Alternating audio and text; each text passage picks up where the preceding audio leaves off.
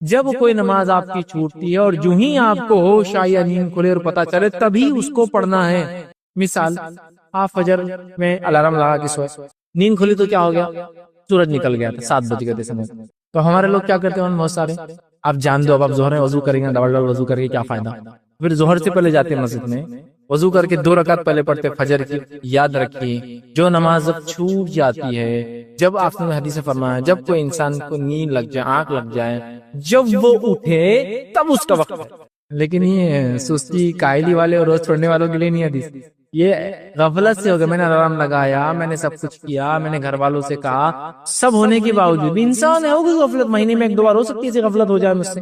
تو آپ نے فرمایا جب نیند سے جاگے جب اس کے لیے وقت ہے, چونکہ وہ غفلت میں تھا, اس پہ نیند کا غلبہ ہو گیا تھا, اس نے سب کچھ کوشش کی اٹھنے کی پھر بھی نہیں اٹھ سکا, اس کے لیے تب ہے. عصر کے لیے آپ لیٹے اور نیند نہیں لگ گئی کہ اب بالکل ایسا ہو گیا کہ عصر کا وقت ختم ہونے پر ہے, بہت لیٹ ہو گیا, اٹھتے ہی آپ کو عصر پڑھنا, آپ یہ نہیں جانتا مغرب کا, کیونکہ جب اٹھے تب اس کے لیے وقت ہے حدیث میں الفاظ, تبھی اس کو فوراً ادا کر دیں گے. خاموخواہ کے 2 نمازوں کو ملا کر پڑھنا گناہ کبیرہ ہے. فرض اپنی جگہ اپنے وقت پر نماز فرض ہے, کبھی بھی نہیں پڑھ سکتے, ٹھیک ہے.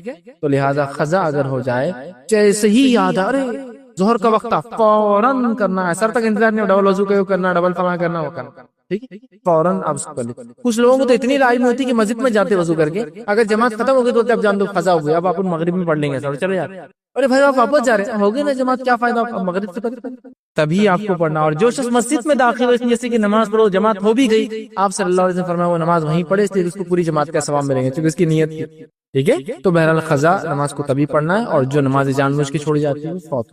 اس لیے 2 خطبات میں نازل کس کے لیے ہوتے, اترتے کس کے لیے, وہ ہم نے دیکھا تھا. آج انشاءاللہ عزیز دیکھیں گے کہ دعا کس کے لیے کرتے ہیں, درود کس پر بھیجتے ہیں, یاد رکھیں. اور یہ بات پچھلے کئی جمعہ میں ہم دیکھ چکے ہیں کہ فرشتے ہر کسی کے لیے نہ نازل ہوتے ہیں, نہ دعا کرتے ہیں, نہ استغفار کرتے ہیں, سوائے ان لوگوں کے جن سے اللہ محبت کرتا ہے, جن کے لیے اللہ چاہتا ہے کہ یہ دعا اور استغفار یا درود کرے. اور فرشتوں کے درود سے ہی مراد فرشتوں کی دعا, جس میں مغفرت کی دعا, رحمت کی دعا اور برکت کی دعا یاد رکھیں. تو فرشتوں کے درود حاصل کرنے والے لوگ یاد رکھیں, یا فرشتوں کی صلاح بھی اس کو کہیں گے, یاد رکھیں, ٹھیک ہے. کیونکہ صلاۃ کا ایک معنی جو نماز بھی ہوتا ہے, لیکن اس کا معنی درود بھی ہوتا ہے, یاد رکھیں, جس کو فارسی میں درود بولتے ہیں, عربی میں اس کو صلاۃ بولتے ہیں. تو فرشتوں کی دعا کس کو حاصل ہوتی ہے, وہ کون لوگ ہیں جو فرشتوں کی دعائیں حاصل کرتے ہیں. دیکھیے ایک بات بالکل عام ہے, بہت ساری مرتبہ جب ہم دعائیں کر کر کے تھک جاتے ہیں تو کوئی ہم سے کہتا ہے کہ جاؤ کسی نیک انسان سے دعا کرواؤ, پھر ہم اس نیک انسان کے پاس جاتے ہیں اور کہتے ہیں بھائی ہمارے لیے دعا کیجیے. اور یہ بات سنت سے ثابت ہے کہ نیک لوگوں سے آپ دعائیں کروا سکتے ہیں. نبی اکرم صلی اللہ علیہ وسلم سے صحابہ نے کروائی, صحابہ نے ایک دوسرے سے بھی دعائیں کروائی, ایک دوسرے کو بھی کہتے تھے دعا کرو, اور صحابہ نے تابعین سے بھی کہا کہ ہمارے لیے دعا کرو. کچھ روایتیں ایسی بھی ملتی ہیں کہ عمر رضی اللہ عنہ نے جو ہے ایک بار جو اویس قرنی رحمۃ اللہ علیہ, یہ صحابی نہیں ہے لیکن ان سے کہا کہ میرے لیے دعا کرنا. تو پتا چلا دعا کروانا دوسرے سے یہ ثابت, بلکہ روایت میں تو یہ الفاظ ہے, عمر رضی اللہ عنہ شاید عمرے یا حج کے لیے جانے لگے تو اللہ کے رسول صلی اللہ علیہ وسلم نے ان سے کہا کہ اے عمر مجھے دعا میں یاد رکھنا. اس سے پتا چلا ایک افضل شخص کے لیے ایک مفضول شخص دعا کر سکتا ہے. نبی اکرم صلی اللہ علیہ وسلم کو کیا ضرورت, لیکن بتانا چاہ رہے امت کو کہ ایک شخص افضل ہے لیکن وہ اپنے سے نیچے مقام والے سے بھی دعا کروا سکتا ہے. بہرحال تو پھر ہم کسی نیک انسان کے پاس جاتے ہیں کہ بھائی دعا کر دیجیے. اب بتائیے اللہ کی نورانی مخلوق اگر وہ میرے آپ کے لیے دعا کرنے لگے تو کتنی بڑی بات ہے, اندازہ لگائیے, اور وہ ہے فرشتے, یاد رکھیں. تو جب ہم پریشان ہو جاتے ہیں دعاؤں کے معاملے میں تو کسی سے جا کر گزارش کرتے ہیں کہ میں تو دعائیں کر ہی رہا ہوں, آپ بھی دعا کیجیے اللہ کی حضور میرے لیے, ہے نا. تو بہرحال یہ کرتے ہیں. تو اب ہم بات کر رہے ہیں فرشتوں کی دعا کس کے لیے قبول ہوتی ہے, مطلب وہ اللہ کی نورانی مخلوق, نورانی اس لیے کہہ رہا ہوں کہ فرشتوں کی پیدائش نور سے ہوئی, انسانوں کی پیدائش خاک سے ہوئی, مٹی سے ہوئی, اور جنوں کی پیدائش آنکھ سے ہوئی, ٹھیک ہے. تو بہرحال یہ نورانی مخلوق دعا کرتی ہے. اب ان کی دعائیں کس کو نہیں چاہیے, چونکہ اللہ کے حکم کے بغیر کسی کے لیے دعا نہیں کرتے, نہ اللہ کے حکم کے بغیر کسی کے لیے دعا کرتے ہیں. دونوں چیزیں اللہ کے حکم کے بغیر نہیں کرتے ہیں. اس کے تعلق سے قرآن و سنت کی کئی باتیں ہیں جو پچھلے جمعہ کی خطبات میں رکھ چکا ہوں, تو اب ریپیٹیشن ہم نہیں کریں گے اس کو.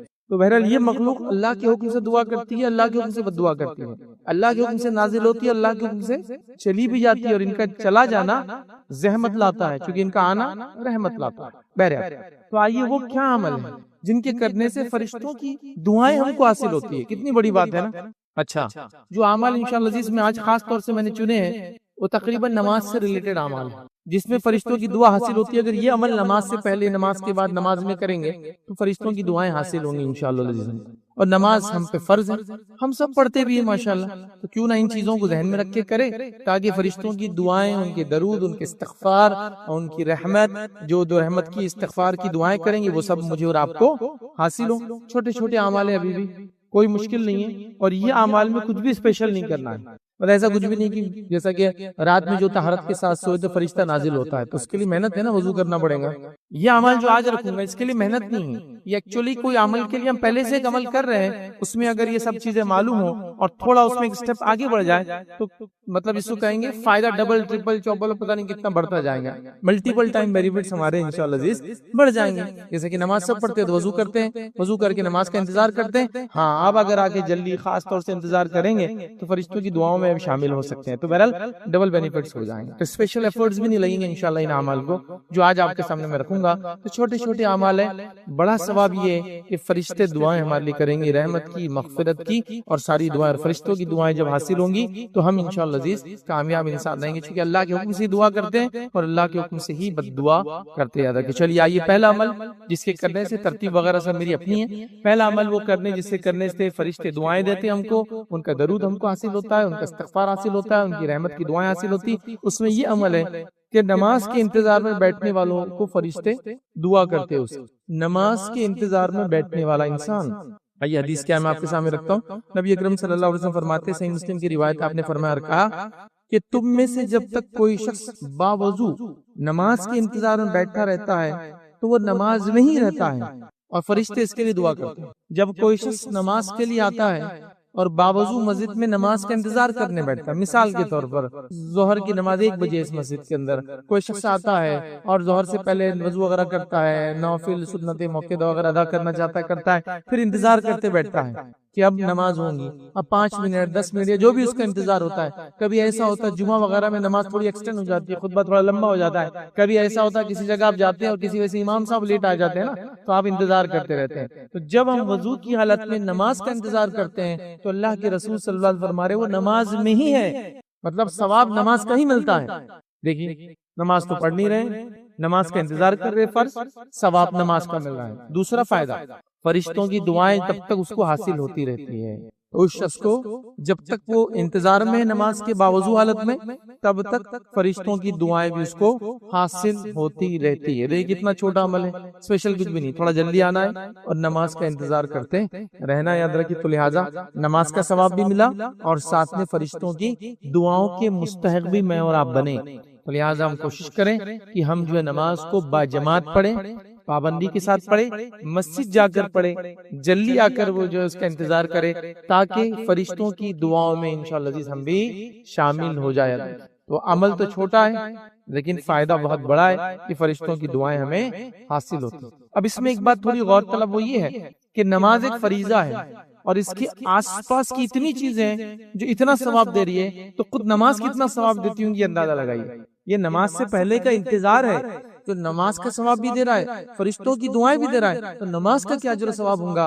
اور وہ لوگ کتنے بدنصیب ہیں, یہ میں اپنے آپ کو ملا دوں, ہم لوگ کتنے بدنصیب ہیں کہ فرائض ہمارے چھوٹ رہے ہیں, دھڑلے سے چھوٹ رہے ہیں, دن رات چھوٹ رہے ہیں. اور اگر کوئی نماز کا پابند بھی ہے تو عام طور سے 3 نماز کا پابند ہے تو اس کو بولتے ہیں نماز کا پابند ہے, ظہر عصر اور مغرب, عشاء فجر غائب. 4 پڑھ لے تو تھوڑا فرشتانہ صفت اس میں پیدا ہو گئی. عشاء بھی پڑھ رہا ہے, فجر میں اٹھ جائے تو فرشتوں سے اوپر چلا جائے, ملائکہ سے ہو. کیونکہ کون اٹھتا ہے فجر میں؟ جمعہ میں مسجدوں کا حال دیکھیے, ہر مسجد بھری ہے. عیدین مسجد کا حال دیکھیے, ہر مسجد بھری ہے. رمضان کے اول 10 دن دیکھیے, ہر مسجد بھری ہے. اس کے بعد اتنی پاپولیشن ہے تو یہ اتنی تعداد میں تو فجر, ظہر, عصر, مغرب, عشاء سب میں جمع ہونا چاہیے تھا. تو دھڑلے سے ہم لوگ نماز میں صرف انتظار کرنے کا اجر ہے, تو پڑھنے کا کیا اجر ہوگا. نماز چونکہ فرائض میں سے ہے, اس کا اجر بتایا نہیں گیا, یہ آخرت میں ملے گا. لیکن اتنا خالی عمومی طور سے کہہ سکتا ہوں کہ اگر ایک نمازی بلا وجہ آپ چھوڑ دیں گے نا, زندگی بھر کے سجدے بھی کفایت نہیں کریں گے. تو نماز کو مت چھوڑیے, فرض نماز کو خاص طور سے. بہرحال تو نماز کا انتظار کرنے میں جو بیٹھتا ہے نماز کا ہی ثواب پاتا ہے, اور ایک چیز جو بڑی پاتا ہے فرشتوں کی دعائیں میں. چلیے آگے آپ بڑھتے ہیں. دوسرا وہ عمل جسے کرنے سے فرشتوں کی دعاؤں کے مستحق ہوتے وہ کیا ہے معلوم آپ کو؟ پہلی صفوں میں جو انسان آ کے نماز کے لیے بیٹھتا ہے, چاہے کوئی نماز ہو, عید ہو, جمعہ ہو, عام 5 نمازیں ہو، جو پہلی صف، اسپیشل اس میں لفظ کہا گیا پہلی صف، فرسٹ رو، جو پہلی صف میں آ کے جو نماز پڑھتا ہے فرشتوں کی دعائیں اس کو حاصل ہوتی ہے، یاد رکھیں۔ آئیے ابن حبان کی روایت، نبی اکرم صلی اللہ علیہ وسلم فرماتے ہیں کہ رسول اللہ صلی اللہ علیہ وسلم نے فرمایا کہ بلا شک و شبہ اللہ تعالیٰ اور اس کے فرشتے پہلی صف پر درود بھیجتے ہیں۔ اللہ اور اس کے فرشتے پہلی صف میں جو نماز میں بیٹھتا ہے اس پر درود بھیجتے ہیں۔ تو یہ کوئی جمعہ کے لیے خاص نہیں ہے، ہر نماز کے لیے، آپ جس نماز کے لیے مسجد آئے پہلی صف میں بیٹھنے کی کوشش۔ اب یہ بھی ہماری بد نصیبی بولیے، کم عقلی بولیے، علم کی کمی بہرحال ہو سکتی ہے، آدمی آتا تو پہلے لیکن پیچھے بیٹھنا پسند کرتا ہے۔ عذر ہے، مجبوریاں ایک الگ چیز ہے، انتظامیہ میں کوئی بیٹھا ہے تو اس کو کام ہے تو اس کو باہر جانا پڑے گا، ایک الگ بات، لیکن اس کے بعد بھی ہم وہ کرتے ہیں۔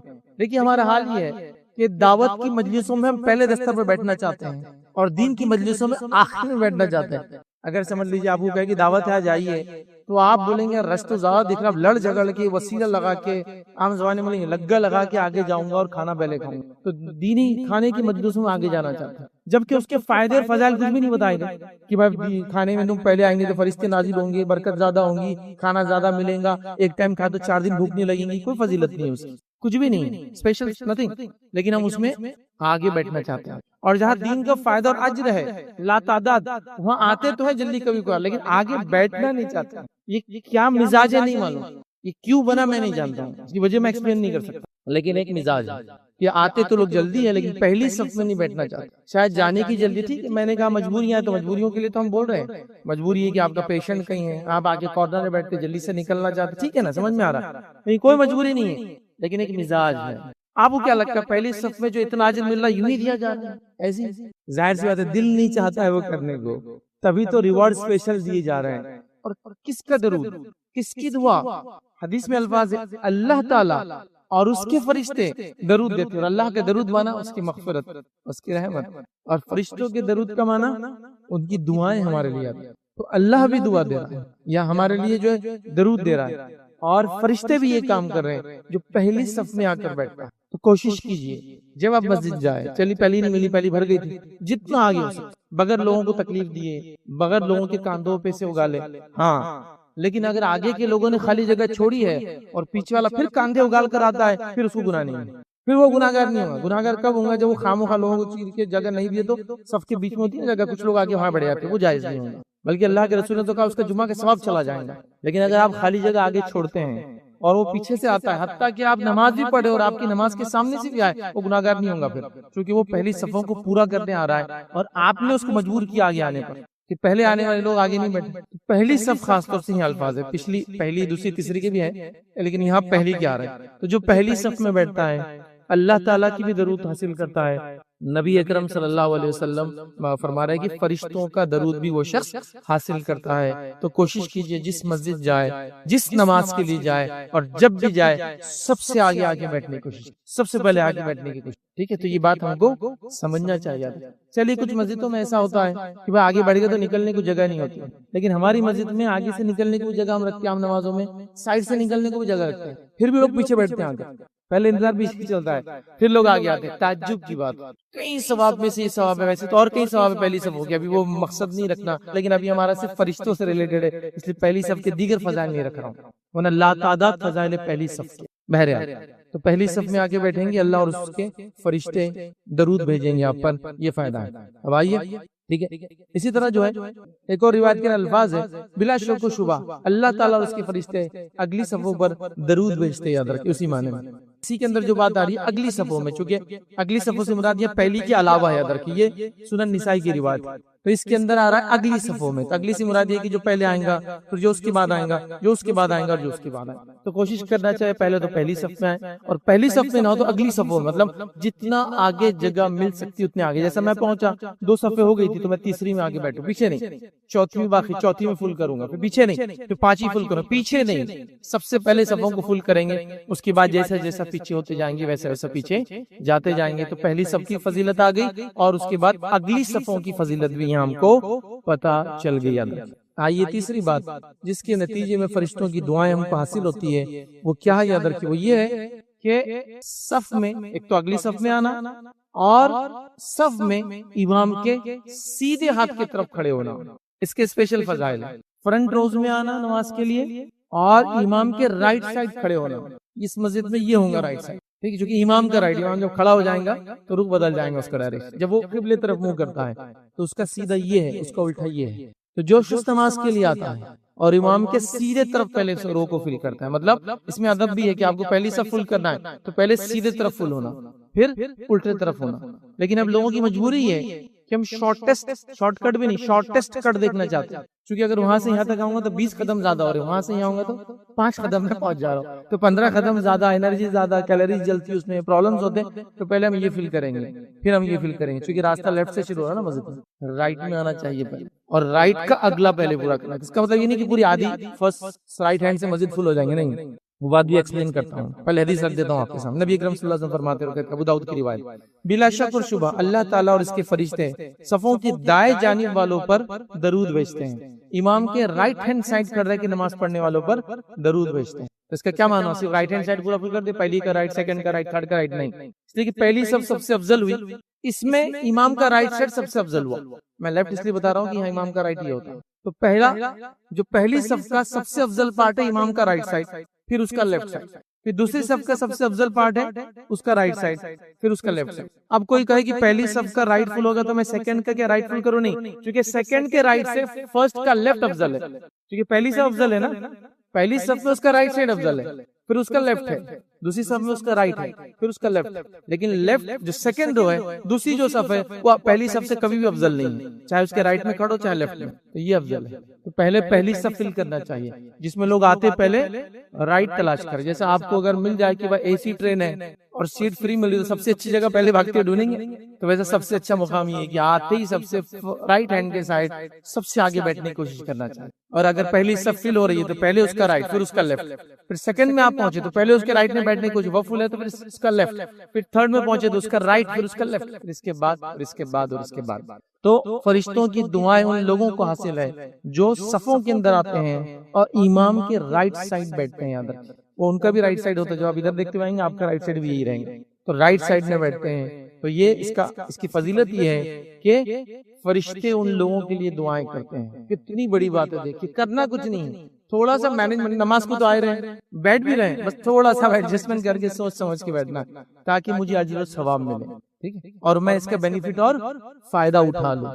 یہ بہت بڑی بات ہے, یاد رکھیں, یہ بہت بڑی بات ہے, اس کو سمجھنے کی ضرورت ہے. یاد رکھیں, اور کچھ بھی نہیں کرنا ہے, ایسے میں نے شروع میں کہا, ان کاموں کے لیے کچھ بھی نہیں کرنا ہے. خواتین بھی اندر بیٹھی ہے, وہ بھی چیزوں کو سن رہی ہے. خواتین کے اندر ایک عجیب مزاج ہے, وہ پہلی بار جمعہ کو جب جس مسجد میں آتی جہاں بیٹھتی ہے, دوسرے بار آتی ہے تو وہیں بیٹھتی ہے, چاہے اگلی پوری صفیں خالی رہے. نہیں, ہم یہیں بیٹھتے ہیں ہر بار, بلکہ آ کے دوسروں کو اٹھاتے ہو, اٹھو یہاں سے, کتنے جمعہ سے ہمارے یہیں بیٹھتے, چلو آگے جاؤ آپ, اور خود پیچھے بیٹھ رہے ہیں. سبحان اللہ, یہ اجر, یہ ثواب. ویسی عورتیں مسجد میں نماز کو نہیں آ رہی تو یہ صفوں والے ثواب سے تو محروم ہی رہیں گی نا.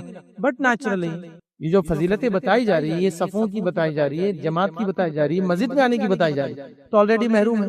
ایک جمعہ آ رہے ہیں, اس کو محروم کر دے رہے ہیں, اس میں بھی اپنے ڈھنگ سے بیٹھ رہے ہیں, اپنی منمانی کر رہے ہیں. ہم تیسرے روم میں بیٹھتے ہیں مسجد کے, تیسرے میں بیٹھ رہے ہیں, حالانکہ 2 خالی ہے. بھائی آج جلدی آ گیا, نہیں, ہمارا کیا ہے وہ عادت ہے ہم کو, ہم تیسرے روم میں بیٹھتے ہیں. اس مسجد پہلے میں بیٹھی ہے, اس کی پہلی صف میں بیٹھی, پہلی فل ہو کے دوسری میں بیٹھی, پھر اس کی تیسری میں بیٹھی, پھر اس کی چوتھی میں بیٹھی, پھر اس کی 5ویں میں بیٹھی. یہ طریقہ ہے.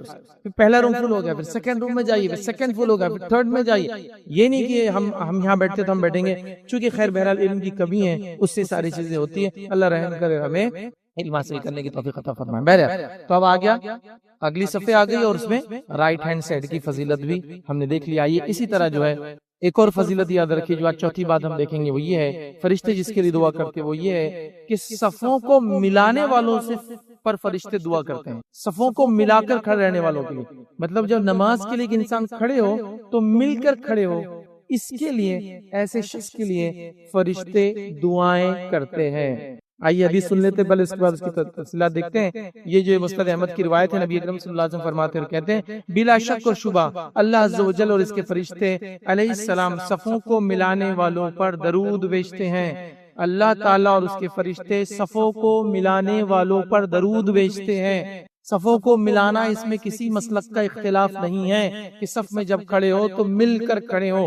قدم سے قدم لگے, کاندھے سے کاندھا لگے. اس میں کوئی دو رائے کسی مسلک کی نہیں ہوتی ہے, کسی جماعت کی نہیں ہے. یہ ہماری جہالت اور کم علمی کا نتیجہ ہے. ہر آدمی دوسرے سے دور کھڑا ہونا چاہتا ہے نماز کے اندر. یہ حدیث میں الفاظ ہے، اس کے لیے ضروری ہے کہ وہ ایسا کرے، اس لیے کہ اس کی دعائیں، اور کیوں ضروری ہے دوسری بات بھی انشاءاللہ رکھتا ہوں. تو جب ہم نماز میں ہم آئے سب سے پہلے پہلی صف میں اس کے رائٹ سائڈ کھڑے ہونے کی کوشش کریں، پھر لیفٹ. جب جماعت کھڑے ہو تو جب ہم کھڑے ہوں گے تو ظاہر سی بات ہے ابھی بیٹھتے ہیں تو تھوڑا سا جگہ ہوتی ہے، کیا مل کر کھڑے ہو. مل کر کھڑے ہونے سے مراد قدم سے قدم اور کاندھے سے کاندھا ملنا چاہیے. وہ لوگ بھی غلط کرتے ہیں جو قدم سے قدم ملاتے ہیں اور کاندھے سے کاندھا نہیں ملتے ہیں، وی بنا دیتے ہیں نیچے سے شیپ، مطلب اے شیپ میں کھڑے ہو گئے، پیر اتنے دور کی دوسرا آدمی اب کھڑے ہی نہیں ہو سکتا آپ کے پاس. کیسا کھڑوں گا وہ آپ سے کاندھا کیسے ملائیں گے بتائیے؟ اگر میں ایسا کھڑے رہوں گا تو میرا بازو والا تیر پیر سے ملائیں گا تو وہ 1 فٹ تو ویسے ہی دور ہو گیا. تو ظاہر سی بات ہے وہ اے شیپ میں تو کھڑے نہیں سکتا، ٹھیک، اس کو کھڑے رہنا پڑے گا ایچ شیپ میں، جو انگلش کا الفابیٹ ہوتا ہے سیدھا بالکل دونوں طرف. جب وہ ایسا کھڑا ہوگا تو کاندھا بھی اور پیر، مطلب اتنے ہی پیر پھیلائیں گا جتنے اس کے کاندھے ہوں گے. تو جب بازو والا آئے گا وہ بھی پیر سے پیر لگائیں گا، کاندھے سے کاندھا لگائیں گا. لیکن وہ علم بھی نہیں ہے. ابھی چلو مسجد میں اتنا اپڈیٹ ہوا تو اعلان ہوتا ہے کہ کاندھے سے کاندھا لگائیے، اچھی بات ہے، یہ ایک قدم آگے آگے.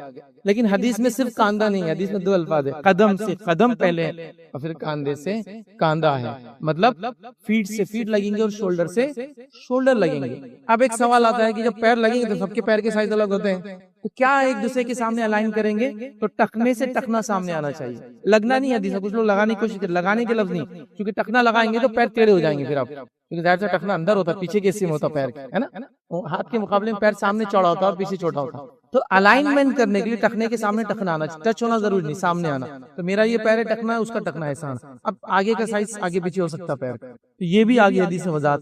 ٹخنے سے ٹخنا الائن کریں گے تو سب سیدھی ہو گئی.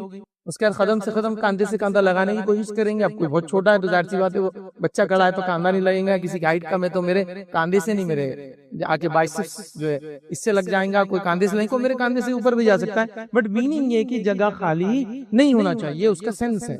تو آج ہم لوگ اس میں بھی جو افراط و تفریط کے شکار ہیں. ایک حصہ وہ ہے جو کچھ بھی نہیں کر رہا ہے، تھوڑا سر کو بازو، کوئی نزدیک آ رہا تو بازو کر دیتے، اور کچھ کا حال ہے کہ قدم سے قدم ہی ملا رہے، کاندھا مل نہیں رہا، کیونکہ قدم اتنے پھیلا دی کہ اب کاندھا ملنے کے چانس ہی باقی نہیں رہا. تو بہرحال ہم کو سمجھنا چاہیے، اور اللہ کے رسول صلی اللہ علیہ وسلم اس کے لیے کتنی محنت کرتے ہیں. آئیے ابن خزیمہ کی روایت آپ کے سامنے رکھتا ہوں. ایک صحابی رسول فرماتے اور کہتے ہیں، برا بن عازب رضی اللہ عنہ فرماتے اور کہتے ہیں کہ رسول اللہ صلی اللہ علیہ وسلم کی ایک جانب سے، مطلب رسول اللہ صلی اللہ علیہ وسلم صف کی ایک جانب شروع کرتے اور دوسری تک تشریف لے جاتے. جب لوگ صف میں کھڑے ہو جاتے، آپ امام رہتے، تو آپ سیدھے نماز نہیں پڑھاتے، آپ صف کے ایک کارنر میں جاتے اور وہاں سے نکل کے دوسرے کارنر تک جاتے، اور ہر انسان کا سیدھا، دیکھیے حدیث کے الفاظ کیا ہے، تشریف لے جاتے ہیں اور ہمارے کاندھوں اور سینوں کو چھوتے اور ان کو سیدھا کرتے.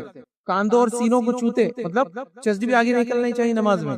اللہ کے رسول نے اس کو بھی ناپسند کیا. ایک صحابی تھے جو کھڑے تھے، سینہ نکال کے، آپ نے کہا سینے کو اندر کرو، امت میں اختلاف چاہتے ہو تو انہیں سینہ اندر کر. سینہ بھی باہر نہیں ہے تو سینے کو ہاتھ لگا دے تاکہ وہ بھی اندر ہو، کاندھوں کو ہاتھ لگا دے تاکہ وہ ملے ہوئے ہو، اور قدم دیکھتے جاتے اور اتنی سب کو سیدھا کرتے جیسا کہ ایک نیزہ.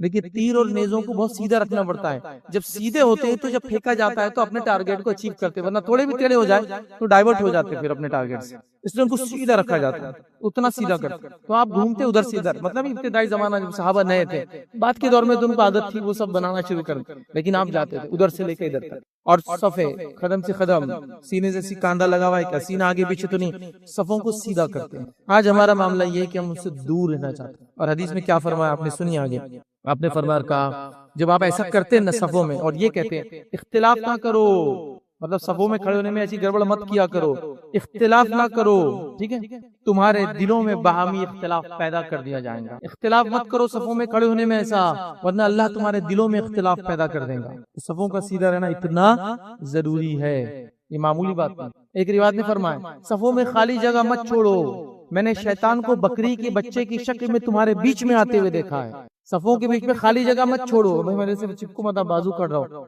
آپ فرما رہے میں نے شیطان کو بکری کے بچے کی شکل میں دونوں پیروں کے بیچ میں آتے دیکھا، دو لوگوں کے. اور کون سا بکری کا بچہ آ سکتا ہے شیطان کی طرف سے معلوم آپ کو؟ بڑے اور چھوٹے کا ڈفرنس، مالدار اور غریب کا ڈفرنس ہو رہا ہے نا. جب بھائی میں آپ میرے چپک کے مت کھڑ رہی ہے ایسا، میرے کپڑے بھی استری کر کے آیا، میں نے پوری نماز میں اس کو اتریس نہیں آنا چاہیے. سمجھ رہا شیطان آ رہا ہے آپ کے اندر. اونچ اور نیچ کا، ہائی اسٹیٹس اور لو اسٹیٹس کا، میں بازو چھپک کے نہیں کھڑ سکتا آپ سے. سمجھ رہا شیطان کئی طریقے کے صفوں میں آ کے ایسے اختلاف ڈال سکتا ہے. تو آپ فرما رہے گیپ مت چھوڑو، میں بکری کی شکل میں.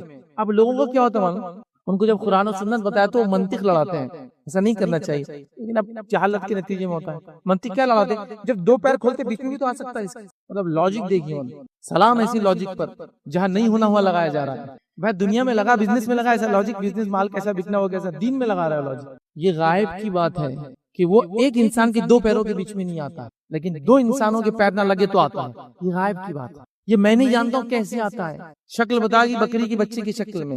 اور شیطان جہاں بھی آتا ہے فتنے کے علاوہ کچھ نہیں بچا سکتا. یہ بات پتہ ہے، یہ بات طے ہوگی. لیکن انہی منطق لڑانے والوں کو اگر میں جواب دوں اپنی منطقی دماغ کے اعتبار سے، تو جس شیطان نے آدم کے سامنے سجدہ نہیں کیا وہ اس کی شرمگاہ کے نیچے نہیں جائیں گا. جس شیطان نے آدم کے سامنے سر نہیں جھکا، اس کو حکم ہوا تھا، وہ اس کی شرمگاہ کے نیچے نہیں جائیں گا. چھوٹا محسوس کریں گا پھر وہ. سمجھ رہا؟ خیر وہ منطقی باتیں چھوڑ دیں میری اس منطق کو. لیکن اصل چیز یہ ہے کہ ہمارے نبی نے فرما دیا قلم کے بعد کہ وہ جب دو لوگ نہیں ملتے ہیں تو شیطان آ جاتا ہے. اب بہت سارے لوگ جب صفے بناتے ہیں، بھائی صفے ملانا اتنا کیا ضروری ہے؟ اب اتنا کمپلسری کو چپک جاتے ہیں. یہ چپکنے کے چکر میں یہ ہوتا، میرے کو پسند نہیں آتا کوئی چپکے، میرے کو بے چینی ہوتی کنٹینیوسلی اگر کوئی میرے پیر سے پیر لگائے تو، فلاں کرے تو، یہ کرے تو. بڑی عجیب و غریب چیزیں ہم نے ایجاد کر لی چونکہ ہم کو اس کی عادت نہیں رہی ایسا کرنے. نتیجتاً یہ سب ہو گیا تھا. ایکسٹراڈنری جس کو کہتے ہیں ہیلتھ ہائیجین کے نام پر، لوگوں سے دوری کے نام پر، مختلف وجوہات. نماز کے معاملے میں یہ سب کوئی بہانہ نہیں چلیں گا. جب بھی آئیں گے مسجد میں، جب بھی سب بنیں گی، قدم سے قدم لگ کے ہی ہم لوگ کھڑے ہوں گے. کاندھے سے کاندھا ہمارا لگے گا، صفیں ایسی بنیں گی، ایک دوسرے کو سب دیکھتے جائے تو کام ہو جاتا ہے. ایک روایت میں اللہ کے رسول صلی اللہ علیہ وسلم یہ فرماتے ہیں، جو شخص پہلی صف کو سیدھی کرتا ہے اللہ اور اس کے فرشتے اس کے لیے دعا کرتے ہیں، مطلب درود بھیجتے ہیں. کیوں کہا پہلی صف؟ چونکہ پہلی صف کو دیکھ کے پھر اگلی صف فالو کریں گے، اگلی صف کو دیکھ کے اس کی بعد والی فالو کریں گے. ایک سسٹم بن جائیں گے نا پھر کہ سب دیکھو یار وہ انہوں نے کتنا کہ ہم بھی کریں گے. تو اگلی صف کو سیدھا کرنے والے کو یا پہلی صف کو سیدھا کرنے والے کو دعا ملیں گی. مطلب پیچھے بھی لوگ جو ان کو فالو کریں گے سب دعا کے مستحق ہوں گے. اور چونکہ لوگ اگلی صف کو فالو کریں گے، دیکھیے آپ ایک جگہ کوئی مسجد میں صف بن رہی ہے، آگے دو لوگ کھڑے ہوئے پھر گیپ، تین لوگ کھڑے ہوئے پھر گیپ، اور اتنا گیپ ہوتا ہے کبھی کہ آپ دو لوگوں کو سرکائے تو آپ کھڑے ہو سکتے بیچ میں جا کے، اتنا گیپ ہوتا ہے. تو پیچھے والے بھی کیا کرتے ہیں، ویسی صفیں بناتے ہیں، لینینسی برتتے ہیں. صفوں میں نہیں ہوتا، لیکن اگلی صفحہ جب سیدھی ہوتی ہے پیچھے والے چلو سیدھے ہو جاؤ، پھر اس کے پیچھے والے تارے اگلے والے بہت سیدھا کرے تو ہم بھی سیدھا کرتے ہیں، پھر اس کے پیچھے والے، اور پھر ایک سسٹم بن جاتا ہے. تو بہت سارے لوگوں کا سوال ہوتا ہے، بھائی عام مسجدوں میں ایسا نہیں کرتے، آپ اس مسجد میں اور وہ مسجد جہاں جو ہے سلفی مسجدیں ہوتی ہے وہاں لوگ اتنا کیوں سب سے امپورٹنس دیتے ہیں؟ اس کا امپورٹنس ایکچولی شریعت میں ہے تو دینا پڑے گا نا. دل سے تو میں امپورٹنس نہیں جگا سکتا. جو شریعت نے جیسا والدین کی اہمیت شریعت نہیں بتائی نا، میں کیسا وہ کروں؟ وہ بتائی گئی تو بولنا ہی پڑے گا، اس کی اہمیت ہے.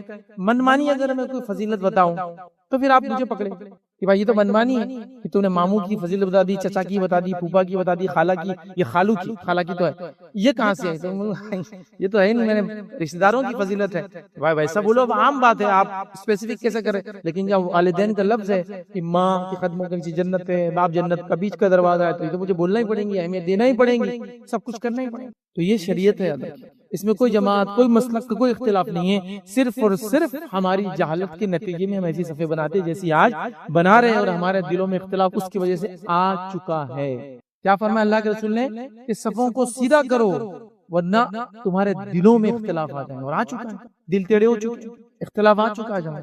تو اب ہمیں صف جب بھی بنانا ہے، یہ الگ بات ہے آپ صف بنانے کے لیے کسی سے قریب ہو، وہ ناراض ہو اور پسند نہ کرے تو ٹھیک ہے، پھر کیا کریں گے؟ پھر تو آپ کو ہٹ جانا پڑے گا. لیکن بزید ہے لوگ، عجیب و غریب معاملہ ہے لوگوں کا، اور لوگ سمجھنے کے لیے اس چیز کو تیار نہیں. ایک مرتبہ ایک مسجد میں جانا ہوا، ایک عادت ہے میں بھی کھڑا ہوتا ہوں کسی کے ساتھ، تو پہلی بار تو قدم سے قدم لگا دیتے ہیں، پھر وہ صاحب ہٹنا چاہے تو ہٹ جائے، ان کا مسئلہ ہے. کیونکہ لوگ ناپسند کرتے ہیں ہمارے پاس علم نہیں ہونے کی وجہ سے جہالت. وہ صاحب ہٹ گئے. ہٹنے کے بعد نماز ختم ہوتے ہی انہوں نے تیز آواز میں بات کی. اب تیز آواز میں جو مسجد میں کوئی بات کریں گے سب سنتے ہیں، ٹھیک ہے، ہمارے مسلک میں یہ طریقہ نہیں نماز میں کھڑے رہنے کا. اب بہرحال جس مسجد میں وہ تھے، میں بھی جہاں تھا، ہماری زندگی اس مسجد میں گزری ہے، تو اب لوگ تو سمجھ گئے کہ یار بیچارہ پھنس گیا یار. میں نے کہا ٹھیک ہے باہر ملاقات کرتے ہیں، مسجد ہے نا. پھر جب مسجد سے باہر نکلے تو دارالفتہ تھا بازو میں نے کہا آئیے بیٹھیں گے مفتی صاحب اندر. میں نے کہا مفتی صاحب، انہوں نے کہا کہ ہمارے مسلک میں صف قدم سے قدم ملانا نہیں ہے، تو تھوڑا اگر آپ کچھ روشنی ڈالے. تو بہرحال وہ مفتی صاحب نے خوب ان کو لتاڑا، خوب لپیٹا، ان کو کہا کہ تمہاری جہالت کی وجہ سے مسلک اور جماعتیں بدنام ہوتی ہیں. کہاں سے لائے تم نے، کہاں پڑھے تم نے؟ تو کہا میں نے کبھی پڑھا نہیں، لیکن ہم جو مسجد میں پڑھتے وہاں نہیں کرتے. ٹھیک ہے نہیں کرتے، لیکن اس کا مطلب یہ تھوڑی ہے کہ عمل ثابت نہیں جو آپ نے کہا ہمارے مسلک میں نہیں ہے. تو اس کا تعلق کسی مسلک سے اور جماعت سے نہیں ہے، اس کا تعلق سنت سے ہے، اس کا تعلق نماز کی اصلاح اور درستگی سے ہے. نبی اکرم صلی اللہ علیہ وسلم جب اٹھتے نماز کے لیے اور جب امامت کے لیے کھڑے ہوتے تو کہتے کہ صفوں کو درست کرو، صفوں کو سیدھا کرو.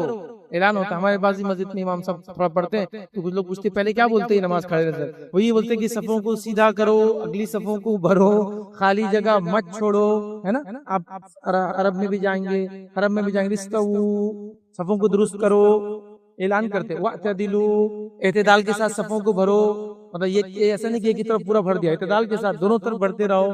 تو یہ اعلان کرتے ہیں تاکہ صفیں درست ہو. اب ہمارے پاس لوگ بول رہے ہیں یہ کیا نیا اعلان ہے, یہ نبی اکرم صلی اللہ علیہ وسلم اعلان کیا کرتے تھے. جب نماز سے پہلے نبی کو اعلان کر رہا تو کیا معمولی چیز ہو سکتی ہو, اس کی کوئی اہمیت نہیں رہیں گی کہ صفوں کو درست کرو. آپ گھوم گھوم کے صفوں کو سیدھا کر رہے ہیں, لوگوں کے سینے کاندھوں کو ٹچ کر رہے ہیں, قدم سے قدم ملے نہیں دیکھ رہے ہیں, پھر آ کے نماز کھڑی کر رہے ہیں. اللہ اکبر. بلکہ کی روایت میں فرمایا نماز میں صفوں کو پیچھے آگے پیچھے مت کیا کرو, گیپس مت چھوڑا کرو. جیسا میں آگے دیکھتا ہوں, یہ آپ کا موضوع تھا, ویسے میں تم کو پیچھے بھی دیکھتا ہوں. مطلب میرے نماز میں کھڑے ہونے کے بعد تم اگر گڑبڑ کر رہے ہو تو یاد رکھ لو یہ اللہ کے رسول صلی اللہ علیہ وسلم کا معجزہ تھا کہ آپ جیسے آگے دیکھتے تھے ویسے آپ کو پیچھے بھی دیکھتے. کہیں آپ کے معجزات میں سے یہ بھی ایک معجزہ ہے. سمجھ رہے ہو, تو اتنا احتیاط کیا ہے کہ میں دیکھ رہا ہوں تم کو نماز میں. سبحان اللہ. اور ہم لوگ بالکل احتیاط نہیں کرے, تو بہرحال اس معاملے میں ہم کو بڑی احتیاط کرنے کی ضرورت ہے. یہ چند وہ اعمال تھے, غالباً ہم نے شاید 4 یا 5 اعمال بہرحال آج دیکھے, 4 اعمال بہرحال جس کی وجہ سے فرشتوں کی دعاؤں کے مستحق ہوتے ہیں. عمل تو بہت چھوٹے تھے لیکن اہمیت کے حامل تھے, تو میں نے ایکسپلینیشن دینا یہاں ضروری سمجھا تاکہ اب ایک عمل بھی ہو جائے, سنت پہ بھی عمل ہو, فرشتوں کی دعائیں بھی حاصل ہو, اور ظاہر سی بات ہے نماز کی درستگی میں بھی یہ تمام شامل ہے. اگلے جمعہ انشاءاللہ عزیز اللہ نے وقت دیا تو ہم انشاءاللہ عزیز اور ایسے چند اعمال دیکھیں گے جس سے فرشتوں کی دعاؤں کے انشاءاللہ عزیز ہم مستحق ہوں گے. اسی پہ اپنی بات کو میں ختم کروں گا. اللہ رب العزت دعا ہے کہ اللہ سبحانہ تعالی ہم تمام کو کتاب و سنت کے مطابق ہر عمل کرنے کی توفیق عطا فرمائے. اللہ رب العزت ہم تمام کو جو ہے کتاب و سنت کا سمجھنا اور اس پہ عمل کرنا ہمارے لیے آسان کرے. اللہ رب العزت ہمارے دلوں کو جو ہے ملا دے. اللہ رب العزت ہر قسم کے اختلاف کو ہم سے دور کرے. اللہ رب العزت ہمیں ہر چھوٹی بڑی نیکی کرنے کا حریص بنائے, جب تک ہمیں زندہ رکھے ایمان و اسلام پر زندہ رکھے, خاتمہ ایمان پر ہو. وآخر دعوانا الحمدللہ رب العالمین. سبحان ربک رب العزت عما یصفون وسلام علی المرسلین والحمدللہ رب العالمین.